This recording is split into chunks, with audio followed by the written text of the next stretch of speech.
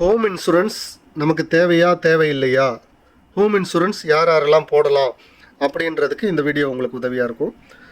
Home insurance நீங்கள் டெனண்ட்டாக இருந்தாலும் போடலாம், நீங்கள் ஹவுஸ் ஓனராக இருந்தாலும் போடலாம். ஒரு வீடு இருக்குது, அந்த வீட்டுக்குள்ளே டிவி, ஃப்ரிட்ஜு, வாஷிங் மிஷினு, தங்கம், வைரம், அந்த மாதிரி வீட்டுக்குள்ளே பணம் நிறைய வச்சுருக்கீங்க.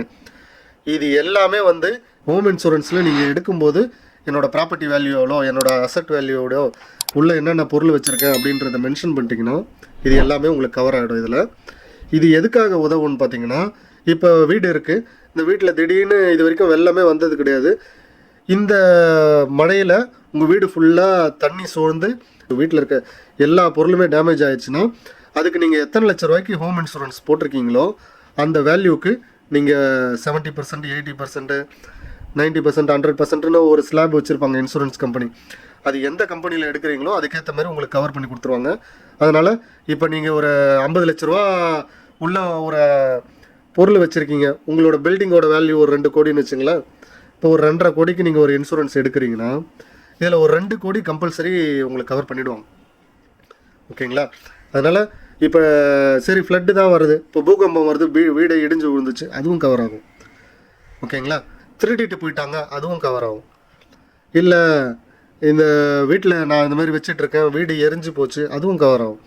இந்த மாதிரி எதிர்பாராத இயற்கை சீற்றங்களால் எது நடந்தாலும், டெரரிஸ்ட் அட்டாக்கு, ஃப்ளட்டு, சைக்ளோனு, இந்த மாதிரி எவ்வளோ பிரச்சனை இயற்கை சீற்றங்கள்லாம் நடந்தாலும் எல்லாமே கவர் ஆகிடும். இப்போ நீங்கள் பில்டிங் கட்டி 1 வருஷம்தான் ஆகுது, இப்போ ஒரு 2 வருஷம் கழிச்சு பெரிய கிராக் விழுந்து திடீர்னு ஒரு பக்கம் மட்டும் பில்டிங் விழுதுன்னா அதுவும் கவர் ஆகும். அதனால் ஒரு சின்ன ப்ரீமியம் தான் தேவைப்படும். இப்போ நீங்கள் ஒரு 2 கோடி ரூபா வீடு கட்டுறீங்கன்னா ஒரு 20,000 ரூபா செலவு பண்ணி கம்பல்சரி ஹோம் இன்சூரன்ஸ் எடுத்துக்கங்க.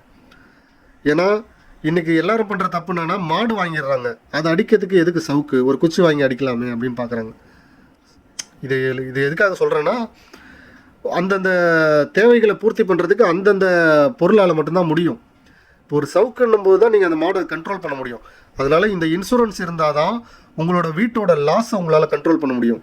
அதனால் தயவு செஞ்சு ஓன் ப்ராப்பர்ட்டி வச்சுருந்தாலும் சரி, இல்லை நீங்கள் டெனண்ட்டாக இருந்து நல்ல வேல்யூவான பொருட்கள் வச்சுருந்தீங்கன்னா அதுக்கு நீங்களும் இன்சூரன்ஸ் எடுத்து வச்சுக்கோங்க அப்படின்றதுக்காக தான் இந்த பதிவு.